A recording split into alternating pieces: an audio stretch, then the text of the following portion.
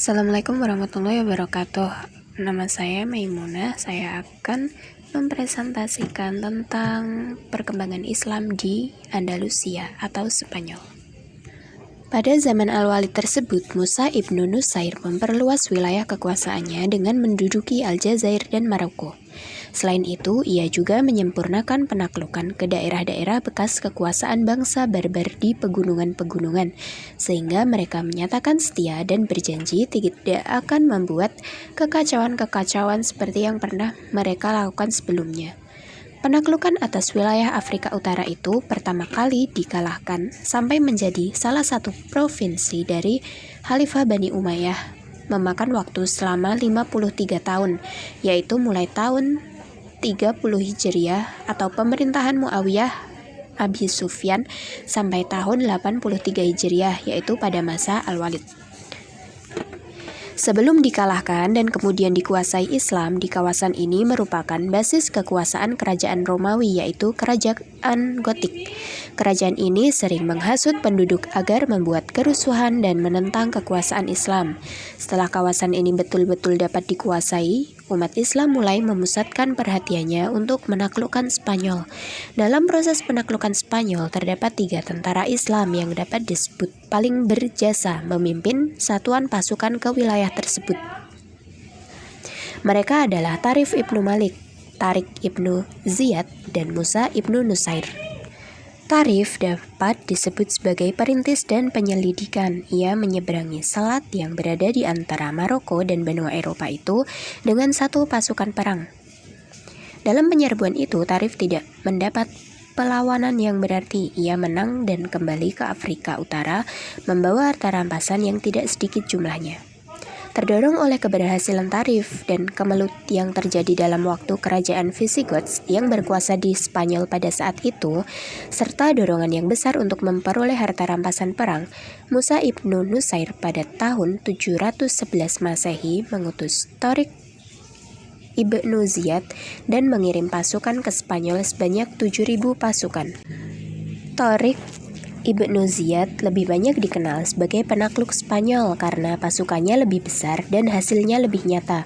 Pasukannya terdiri dari sebagian besar suku Barbar yang didukung oleh Musa ibnu Nusair dan sebagian lagi orang Arab yang dikirim Khalifah Al-Walid. Sejarah mencatat bahwa Panglima Tariq setelah seluruh pasukan selesai menyeberangi selat yang berada di antara Maroko dan benua Eropa, mereka membakar seluruh alat penyeberangan tersebut. Musa juga berhasil menaklukkan Sidonia, Carmona, Seville, dan Merida, serta mengalahkan penguasa kerajaan Gotik, yaitu Todomir di Orihuela. Ia bergabung dengan Tariq di Toledo. Selanjutnya, keduanya berhasil menguasai seluruh kota penting di Spanyol, termasuk bagian utaranya, mulai dari Saragossa sampai Navarre. Yang selanjutnya yaitu perkembangan Islam di Andalusia atau Spanyol. Gangguan yang dimaksud di periode pertama ini yaitu gangguan yang datang dari dalam, yaitu berupa perselisihan di antara elit penguasa.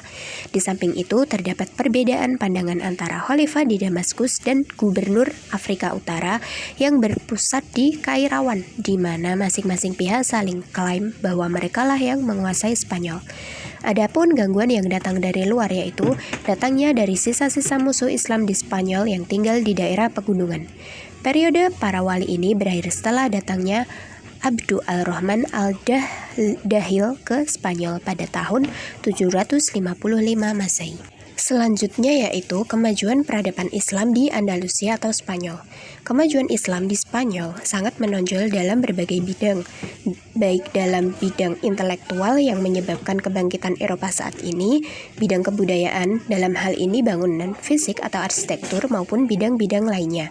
Puncak kemajuan peradaban Islam di Spanyol berdampak bagi kemajuan peradaban Eropa. Yang pertama yaitu perkembangan ekonomi. Perkembangan ekonomi baru Spanyol juga didukung oleh kemakmuran ekonomi pada abad ke-9 dan abad ke-10. Perkenalan dengan pertanian irigasi yang didasarkan pada pola-pola negeri timur mengantarkan pada pembudidayaan sejumlah tanaman pertanian yang dapat diperjualbelikan, meliputi buah ceri, apel, buah delima, pohon ara, buah kurma, tebu, pisang, kapas, rami, dan sutra. Beberapa kota seperti Seville dan Cordova mengalami kemakmuran lantaran melimpahnya produksi pertanian dan perdagangan internasional. Yang kedua yaitu kemajuan intelektual dan ilmu agama. Ada filsafat. Minat terhadap filsafat dan ilmu pengetahuan mulai dikembangkan, yakni selama pemerintahan Bani Umayyah yang kelima, yaitu pada masa Muhammad ibnu Abdurrahman. Kajian filsafat ini dilanjutkan oleh penguasa selanjutnya yaitu Al-Hakam. Tokoh-tokoh filsafat yang lahir pada masa itu antara lain Abu Bakar Muhammad ibnu Asy-Syaikh yang lebih dikenal dengan Ibnu Bajjah. Melalui pemikirannya, Ibnu Bajjah sering mengembangkan berbagai permasalahan yang bersifat etis dan eskatologis. Filsafat selanjutnya adalah Abu Bakar ibnu Tufail.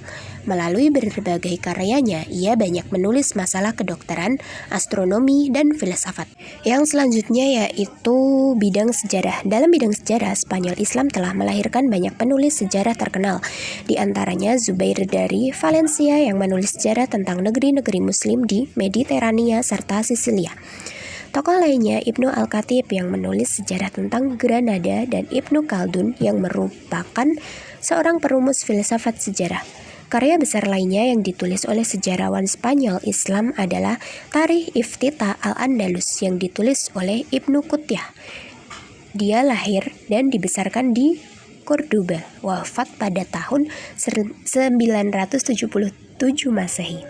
Selain itu, karya besar lainnya ditulis oleh Ibnu Hayyan yang berjudul Al-Muqrobis fi Tarikh Ar-Rizal Al-Andalus. Yang selanjutnya yaitu ada sains. Sains yang berkembang di Andalusia pada masa itu banyak sekali.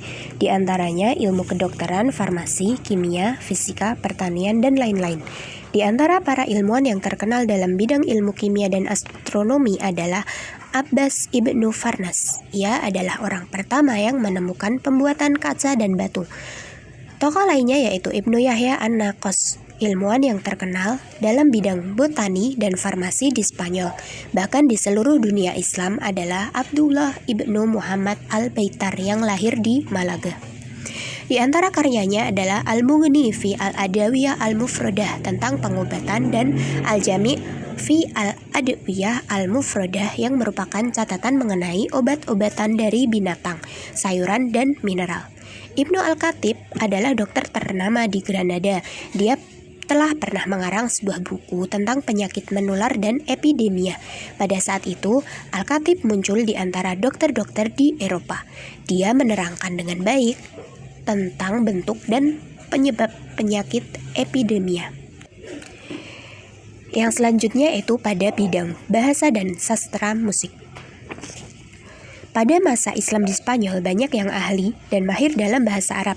Tokoh-tokoh dalam bidang bahasa diantaranya Ibnu Sayyidi, Ibnu Malik yang mengarang Alfiyah atau tata bahasa Arab, Ibnu Huruf, Ibnu Al-Hajj, Abu Ali Al-Ishbili, Abu Al-Hasan Ibnu Usfur, dan Abu Hayyan Al-Gharnati. Di bidang sastra tersohor nama Ibnu Abdurrabbih dengan karyanya Al-Iqad, Al-Farid Ibnu Basam dengan karyanya Al-Dahira fi Mahasin Ahlul Al-Jazira, dan Al-Fats Ibnu Kakan dengan karyanya Kitab Al-Qolaid. Dalam bidang musik dan seni, indikasi kemajuannya adalah berdirinya sekolah musik di Cordova oleh Al-Hasan Ibnu Nafi atau Zaryab, seorang artis dan pencipta lagu di zamannya. Yang ketiga yaitu kemajuan di bidang arsitektur bangunan. Kemegahan bangunan fisik Islam Spanyol sangat maju dan mendapat perhatian umat dan penguasa. Umumnya, bangunan-bangunan di Andalusia memiliki nilai arsitektur yang tinggi. Jalan-jalan sebagai alat transportasi dibangun, pasar-pasar dibangun untuk membangun ekonomi. Demikian pula irigasi, jembatan-jembatan, saluran air, dan lain-lain. Pembangunan fisik yang paling menonjol adalah pembangunan gedung-gedung seperti pembangunan kota, istana, masjid, pemukiman, dan taman-taman. Di antara pembangunan yang megah adalah Masjid Cordova, Kota Al-Azhar, Al-Zahra, Istana Ja'fariyah di Saragossa, Tembok Toledo, Istana Al-Makmun, Masjid Seville, dan Istana Al-Hamra di Granada. Bagian akhir dari kekuasaan Islam di Andalusia atau Spanyol adalah kemunduran dan kehancurannya. Dalam masa kekuasaan Islam di Spanyol yang begitu lama tentu memberikan catatan besar dalam mengembangkan dan memberikan sumbangan yang sangat berharga bagi peradaban dunia. Namun, sejarah panjang yang telah diukir kaum muslim menuai kemunduran dan kehancuran. Adapun menurut Badri Yatim, kemunduran dan kehancuran disebabkan oleh beberapa faktor, antara lain yaitu yang pertama, konflik Islam dengan Kristen. Keadaan ini berawal dari kurang maksimalnya para penguasa muslim di Andalusia dalam melakukan proses islamisasi. Hal ini mulai terlihat ketika masa kekuasaan setelah Al-Hakam yang kedua, yang dinilai tidak secakap dari khalifah sebelumnya. Bagi para penguasa hanya mewajibkan membayar upeti saja. Mereka membiarkan umat Kristen menganut agamanya dan menjalankan hukum adat atau tradisi Kristen asal tidak ada perlawanan. Namun kehadiran Arab Islam tetap dianggap sebagai penjajah, sehingga malah memperkuat nasionalisme masyarakat Spanyol Kristen. Hal ini menjadi salah satu penyebab kehidupan negara Islam di Andalusia tidak pernah berhenti dari pertentangan antara Islam dan Kristen. Akhirnya pada abad ke-11, umat Islam Andalusia mengalami kemunduran, sedang umat Kristen memperoleh kemajuan pesat dalam bidang iptek dan strategi perang. Yang kedua yaitu tidak adanya ideologi pemersatu. Hal ini terjadi hingga abad ke-10 atas perlakuan para penguasa muslim sebagaimana politik yang dijalankan Bani Umayyah terhadap para mukallaf yang berasal dari umat setempat. Mereka diperlakukan tidak sama seperti tempat-tempat daerah taklukan Islami lainnya. Kenyataan ini ditandai dengan masih diperlakukannya Islam ibad dan mualadun, suatu ungkapan yang dinilai merendahkan.